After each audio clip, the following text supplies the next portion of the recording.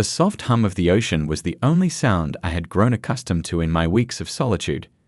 Each day, I relished the uninterrupted peace, the gentle rustling of leaves in the breeze, and the distant crash of waves against the rocky shore. This old house, a crumbling inheritance from my Aunt Helen, was my sanctuary. It wasn't much to look at, peeling paint, creaky floorboards, and a garden that had gone wild with neglect, but it was mine. And most importantly, it was quiet. I had come here with a clear plan to spend the summer in seclusion, far from the chaos of the city and the demands of social obligations. The house needed work, sure, but I wasn't in a hurry. I liked the idea of gradually restoring it, taking my time, savoring the process. There was something therapeutic about it, a slow unraveling of the past, bit by bit, as I peeled away old layers of paint and sanded down the rough edges. It was early afternoon, and I was lost in the pages of a novel when I heard it, the distant rumble of an engine. My heart sank as I glanced up from my book, hoping I was mistaken. But no, the noise grew louder, unmistakable. A car was coming down the narrow, winding road that led to the house. A visitor. But who? I stood up, shading my eyes against the harsh sunlight, and there it was, a dusty old station wagon, sputtering its way toward the house. My breath caught in my throat as I recognized the vehicle. My stomach churned with a mix of dread and disbelief. No, I whispered to myself, it can't be. But it was. The car came to a screeching halt in front of the house, and out stepped none other than Melissa Richardson, my mother-in-law, dressed in her usual impeccable attire, a crisp white blouse and a tailored skirt, wholly inappropriate for a summer by the sea. Behind her, the back doors of the car swung open, and two teenagers, my niece and nephew, piled out, all limbs and attitude. Victoria. Melissa's voice carried across the yard with a forced cheerfulness that grated on my nerves. She started towards me with that familiar air of confidence, as if she were walking into her own home, and not an unannounced guest at mine. I blinked, trying to compose myself as I hurried down the porch steps to meet them. Melissa, what are you doing here? What a delightful place you've got here, Melissa said, ignoring my question entirely. She looked around, taking in the overgrown garden, the chipped paint, and the sagging roof with a critical eye. So quaint, so rustic. Mom, can we go now? Matthew, the eldest of the two, muttered as he leaned against the car, his expression one of absolute boredom. Lily, his younger sister, was busy scrolling through her phone, clearly disinterested in the world around her. No, we cannot go, Melissa snapped, her patience already wearing thin. She turned back to me, smiling as if nothing were amiss. Victoria, I thought I mentioned it in my last email. The kids and I decided we needed a change of scenery this summer, and what better place than the seaside? Fresh air, the sound of waves. I just knew you wouldn't mind us staying here with you. Her words hit me like a ton of bricks. I struggled to keep the shock off my face. Staying here. For the summer? Of course, she said, as if it were the most natural thing in the world. Will only be a small inconvenience. The kids need some time away from the city, and I thought it would be a wonderful opportunity for us to spend some quality time together. I stared at her, trying to process what she was saying. Quality time. Was she serious? My mind raced with 1,000 thoughts, none of which I could voice. How could she just show up like this, without so much as a warning? How could she assume that I'd be thrilled to have my summer plans turned upside down? Melissa, I don't know what to say, I began, trying to keep my voice steady. The house is, well, it's not exactly in the best condition. It might not be suitable for... Oh, nonsense. Melissa waved a hand dismissively. We'll manage. A little roughing it never hurt anyone. Roughing it? Lily looked up from her phone, her voice tripping with sarcasm. Mom, you hate camping. You couldn't even handle the glamping trip last year. That was different, Melissa retorted, shooting her daughter a glare. This is a house, not a tent.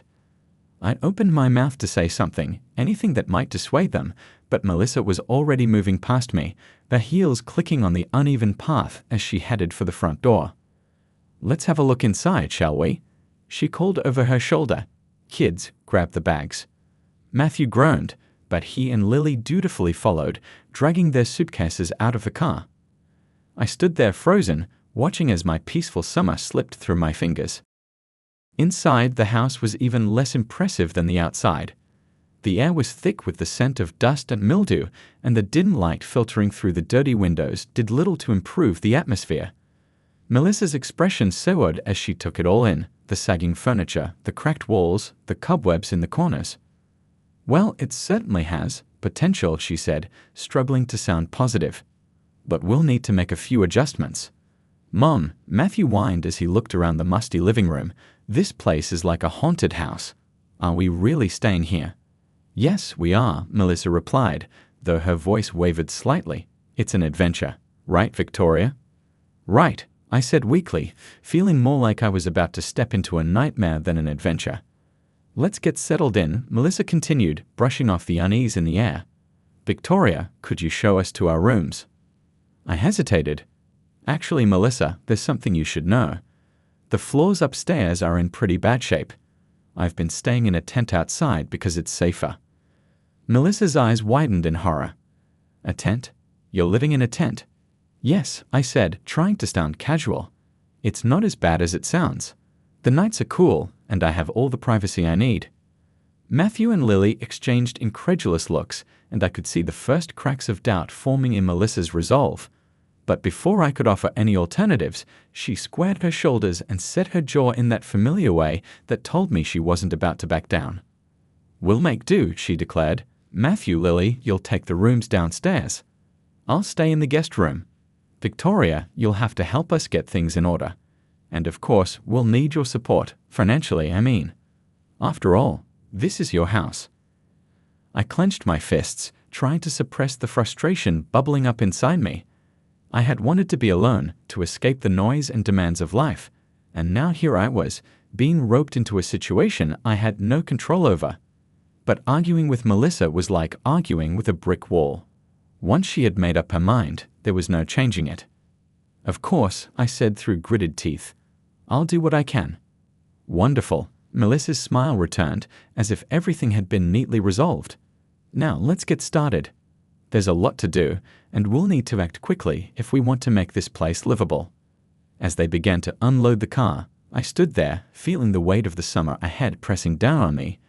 My plans for solitude were gone, replaced by the chaotic presence of my in-laws and the looming task of making this dilapidated house suitable for living. It was going to be a long, long summer. The following morning, I awoke to the sound of distant seagulls and the smell of salt in the air. For a brief, blissful moment, I forgot about the upheaval of the day before. But as I stepped out of my tent and caught sight of the battered old station wagon parked in front of the house, reality came crashing back. I walked up to the house, dreading what I might find inside. The worn wooden porch creaked under my feet as I pushed open the front door, which groaned in protest.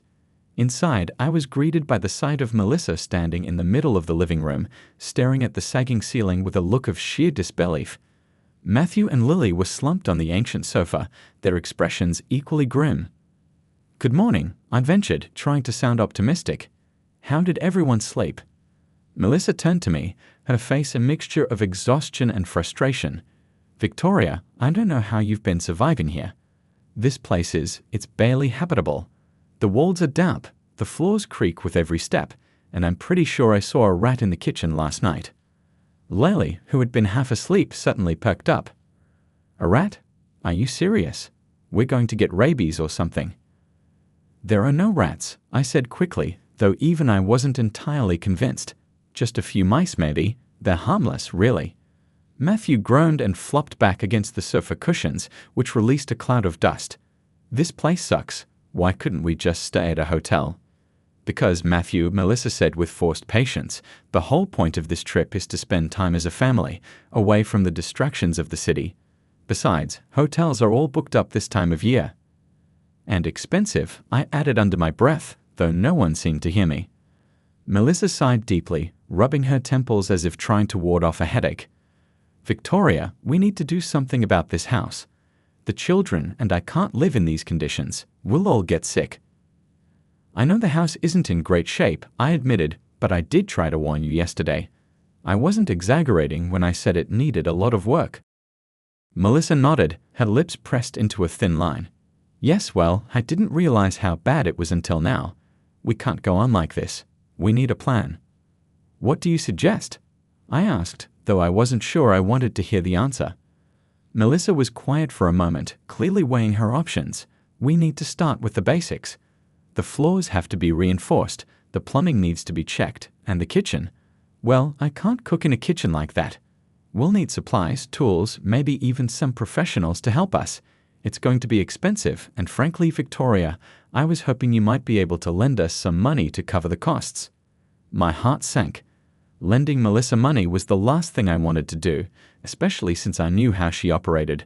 Once she borrowed, she never paid it back. But before I could respond, an idea struck me. It wasn't ideal, but it might be our only option. Actually, there might be another way, I said slowly. Melissa raised an eyebrow, clearly intrigued. Go on. There's a construction site not far from here, I explained. They're building a new resort, and they might need some extra hands. If Matthew and Lily help out there, they could earn some money to cover our expenses. And maybe, in exchange, the workers could help us with some of the repairs around the house. What? Matthew sat up, looking horrified. You want us to work on a construction site, like actual manual labor? Yes, I replied, trying to keep my tone neutral. It's a good opportunity to earn some money and learn new skills. Plus, it would keep you busy. Manual labor? Lily repeated, wrinkling her nose in disgust. No way. I'm not doing that. Melissa shot them both a sharp look. Enough. If this is the only way to get this house in order, then we'll do it. It won't be forever, and you'll both survive. Think of it as a learning experience. The kids groaned in unison, but they didn't argue further. I could tell they weren't happy about it, but they were smart enough to know when they were out of options. And what about me? Melissa asked, turning back to me.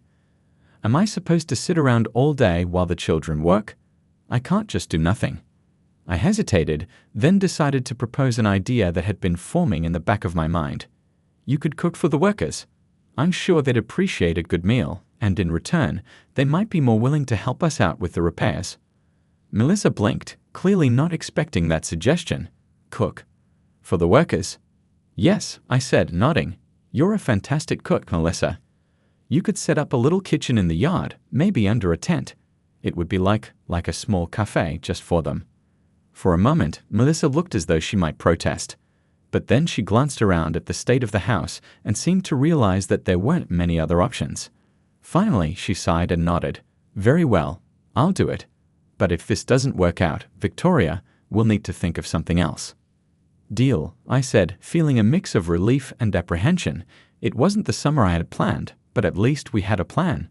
Matthew and Lily slouched off to their respective rooms, or what passed for rooms in this dilapidated house, grumbling under their breaths. Melissa remained in the living room, looking around with a critical eye. We'll need to make a list of everything that needs to be done, she said, her voice taking on a tone of authority. And we'll need to budget carefully.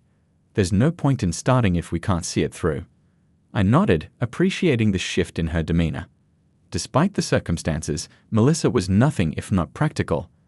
I'll talk to the foreman at the construction site today and see what they might need. If they agree to hire Matthew and Lily, we can get started right away. Good, Melissa said, her tone softening slightly.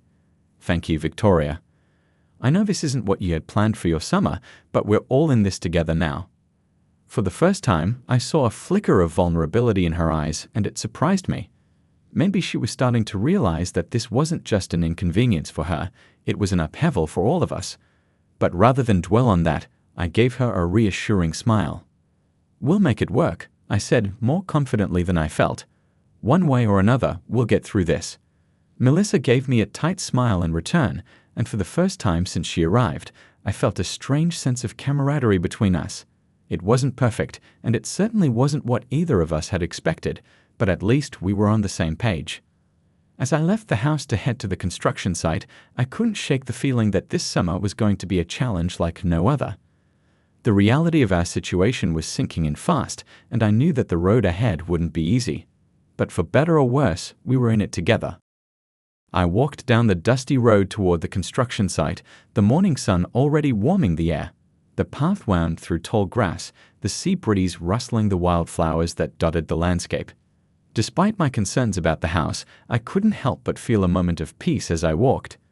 The ocean's steady rhythm had a way of grounding me, even in the midst of chaos. The construction site came into view as I rounded a bend. The hum of machinery and the clatter of tools filled the air, accompanied by the shouts of workers communicating over the noise. It was a bustling hive of activity, a stark contrast to the dilapidated tranquility of my inherited house. I approached a group of workers who were hauling lumber from a truck. They looked up as I neared, curiosity evident on their faces. Among them was a man in his late 40s, broad-shouldered with a weathered face that spoke of years spent working under the sun. He wore a hard hat and a reflective vest, and his commanding presence made it clear he was in charge. "Morning," I said, trying to project confidence. "I'm looking for the foreman." The man nodded, setting down the beam he was carrying. "That would be me. Name's Jim. What can I do for you?" "I'm Victoria," I introduced myself. "I own the old house down the road." "The one that looks like it's about to fall apart." Jim interrupted, a wry smile tugging at the corner of his mouth. I chuckled despite myself. "That's the one. I'm here because I'm in a bit of a bind. My family showed up unexpectedly, and the house, well, it's not in great shape. I was hoping to work out some sort of arrangement with you and your crew." Jim crossed his arms, his interest piqued. "What kind of arrangement?" "My mother-in-law and her grandkids are staying with me," I explained. "We need to make some repairs to the house, but money's tight. I thought maybe we could trade labor. The kids could help out here, and in exchange, maybe you or some of the guys could help us fix up the place." Jim scratched his chin, considering the offer. "Manual labor, huh? Most kids these days wouldn't know a hammer from a screwdriver." "They're smart," I said quickly. "They can learn. And they could really use the experience. Plus, my mother-in-law is an excellent cook.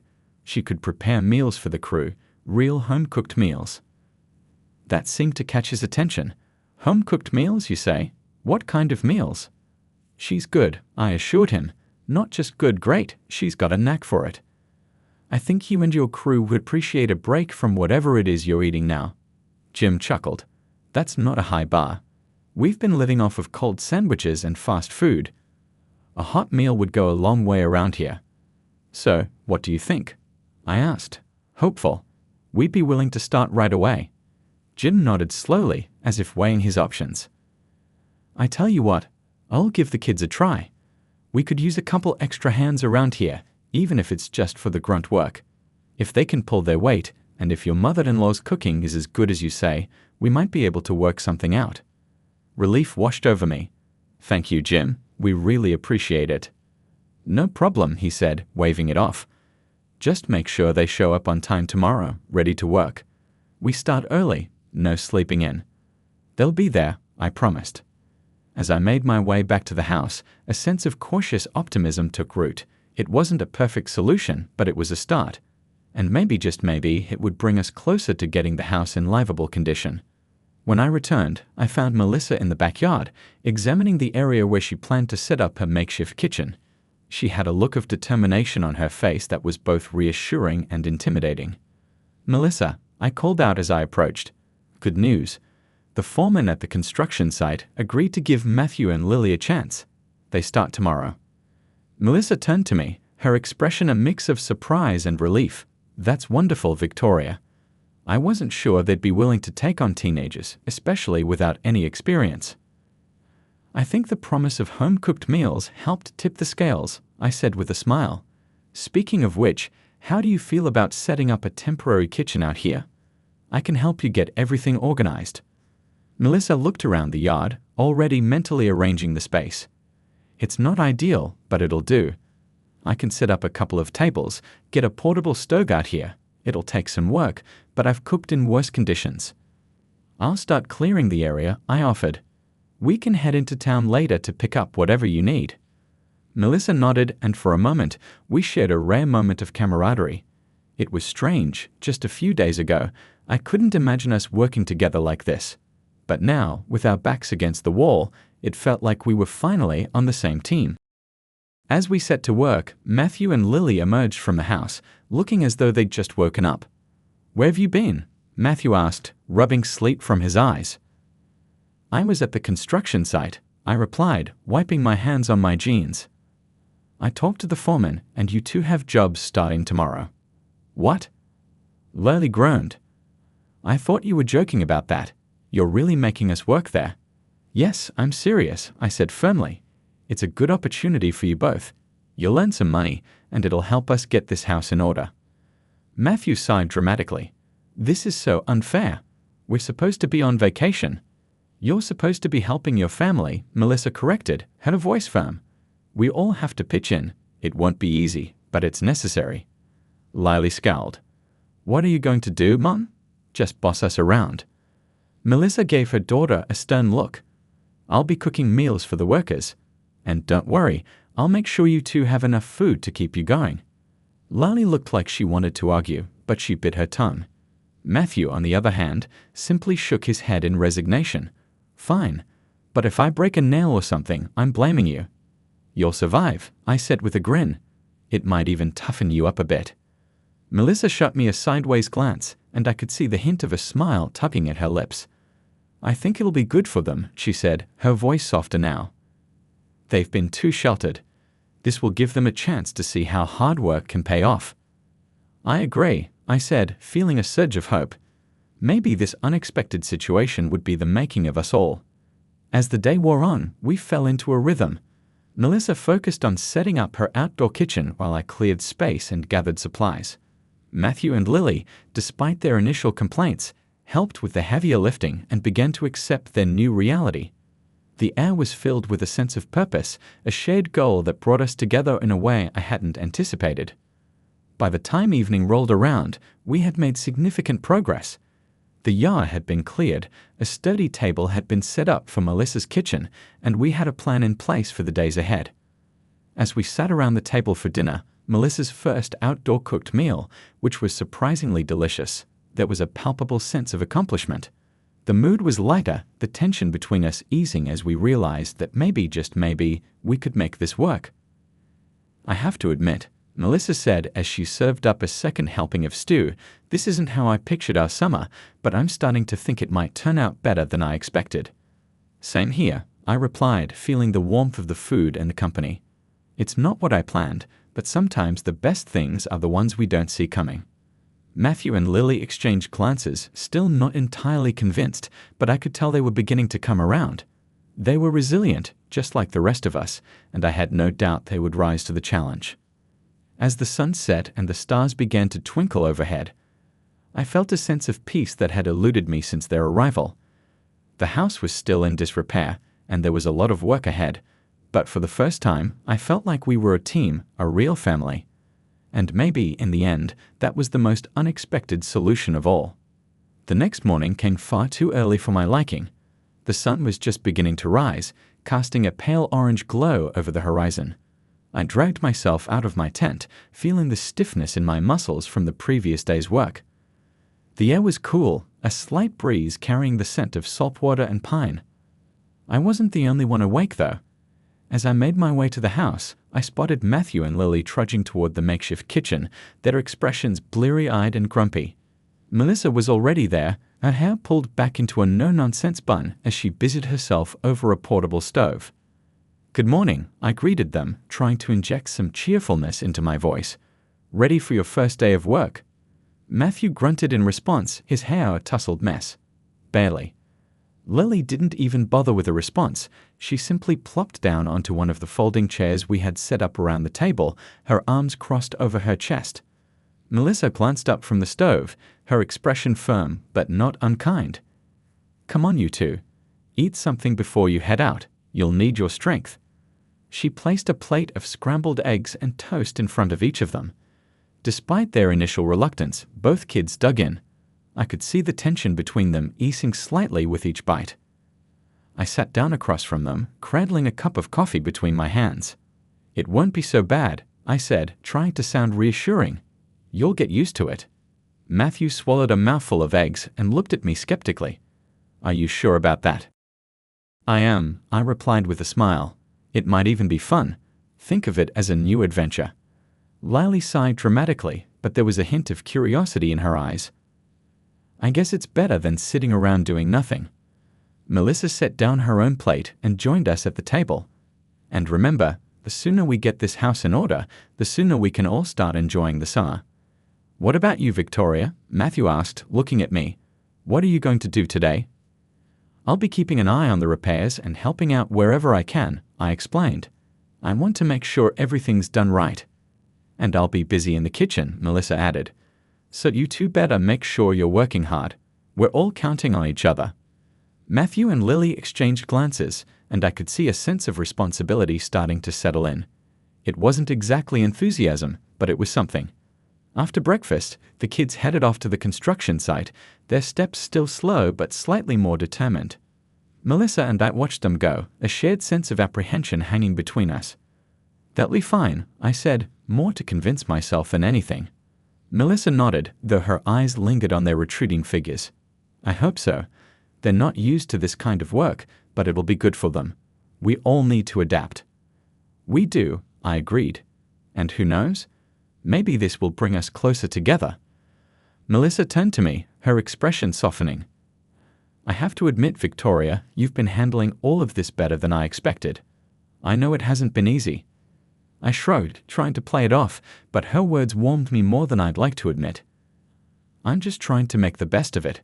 We're all in this together. She gave me a small smile, one that seemed almost apologetic. Thank you. For everything.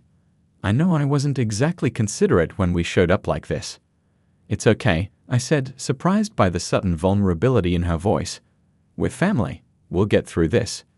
Melissa nodded, and for a moment, the tension that had always existed between us seemed to ease.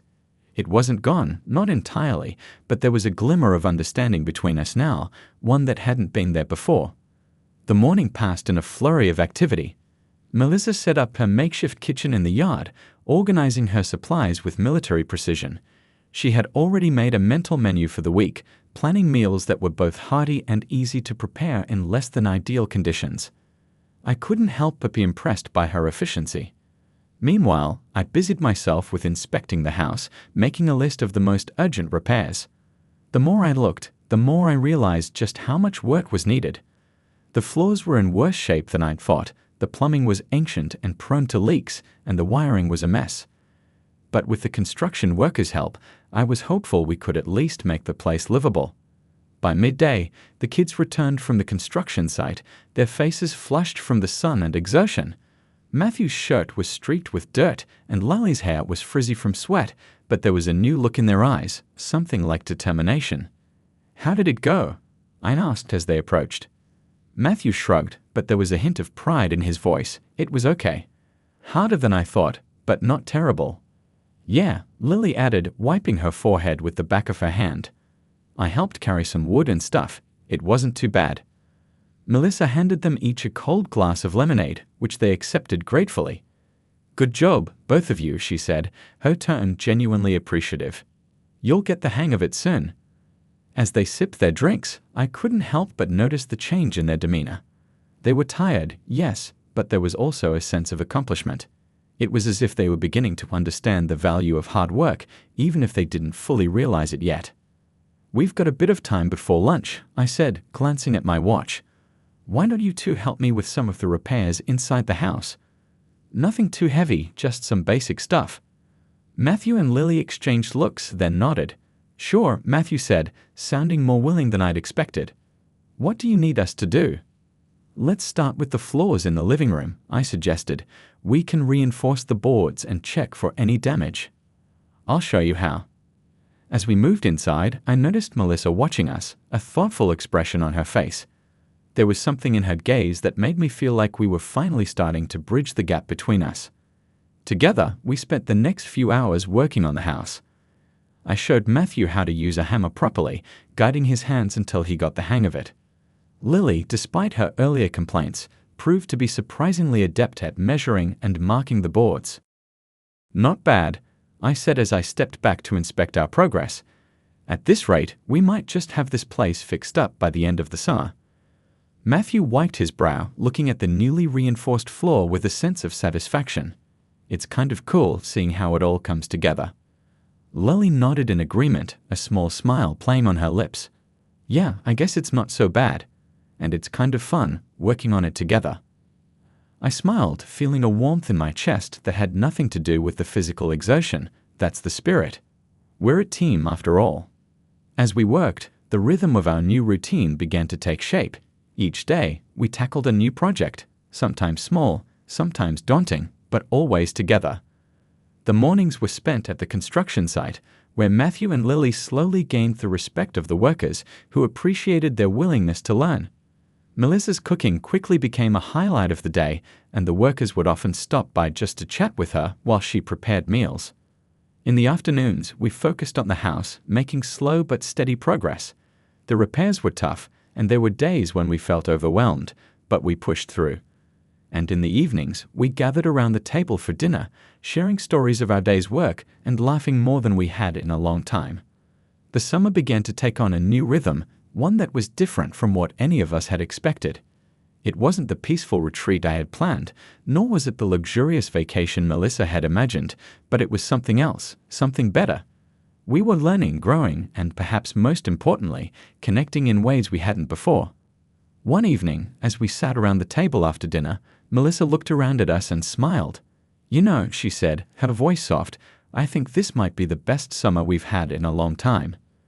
Matthew and Lily looked up in surprise, and I felt my heart swell with gratitude.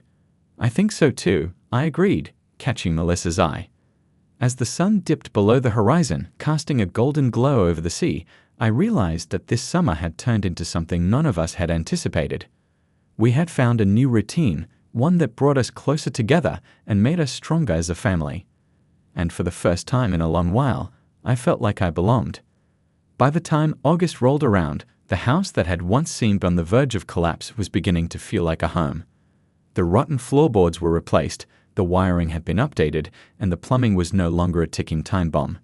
The walls, once faded and cracked, were now freshly painted, giving each room a sense of renewal.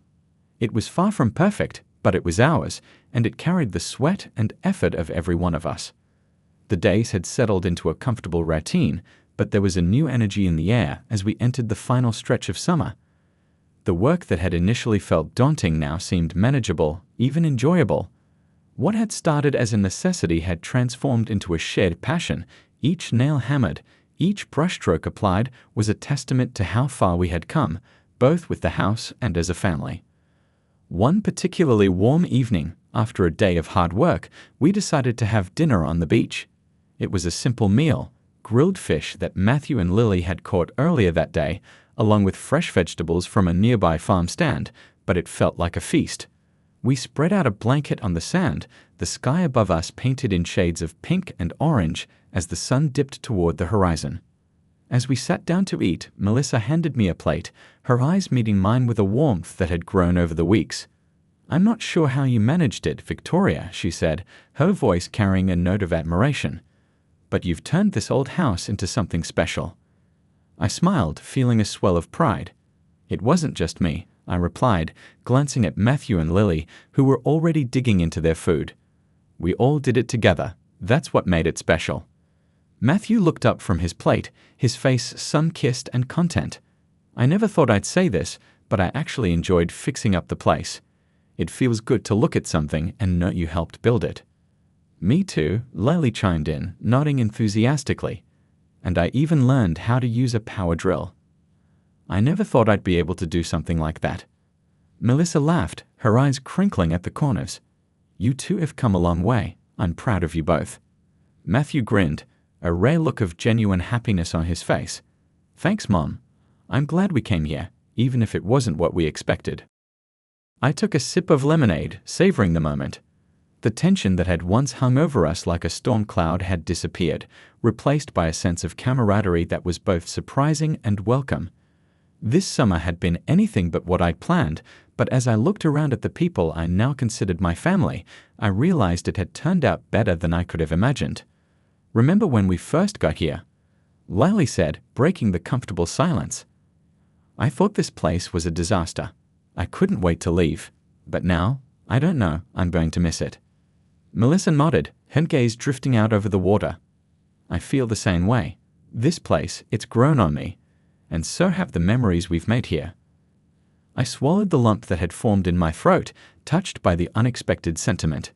It's amazing how a place can change when you put a little love and effort into it. Melissa looked at me, her expression soft. "And it's amazing how people can change too." I know I wasn't easy to deal with when we first arrived, but you've been more patient and understanding than I deserved." I shook my head, meeting her gaze. "We both had our moments, but I'm glad you came. This summer wouldn't have been the same without you." For a moment we just sat there, the waves gently lapping at the shore, the sounds of the evening blending into a peaceful symphony.